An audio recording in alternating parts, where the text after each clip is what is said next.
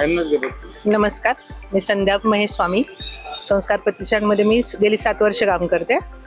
आमचा उपक्रम हा 29 वर्ष चालू आहे.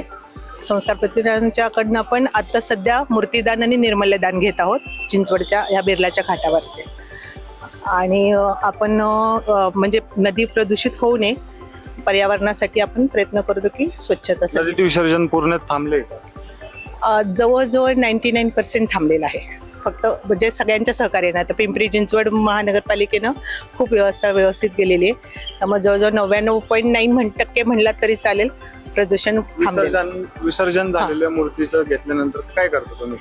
विसर्जन झालेली मूर्ती असते ती आपण सगळ्या ट्रकमध्ये भरून वाकडच्या इकडे दगडाची खाण आहे जिथं पावसाचं पाणी साचलेलं असतं.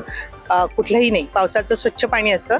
तिथं आपण कन्व्हेनरद्वारे विधिवत पूजा करून मग त्या खाणीमध्ये आपण गणपतींचं विसर्जन करतो. किती मूर्त्यांचं दान मिळतं तुम्हाला? प्रत्येक दिवसावर. आता 1.5 दिवसाचा गणपती होता तेव्हा आपल्याला जवळजवळ 550-550च्या दरम्यान आपल्याला मूर्ती मिळाल्या. मग 5व्या दिवशी जरा अजून जास्त मिळतात. असे आपल्याकडे जवळजवळ 5000 पर्यंत. आतापर्यंत किती मूर्त्या आल्या? आतापर्यंत आपल्याकडे 1000 झाले असतील सगळ्या मिळून, म्हणजे ह्या घाटावरच्या.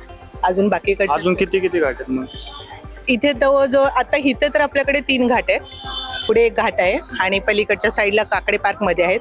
आणि बाकीकडे पण सगळीकडे असतील. आमचं ह्या घाटावर असतं.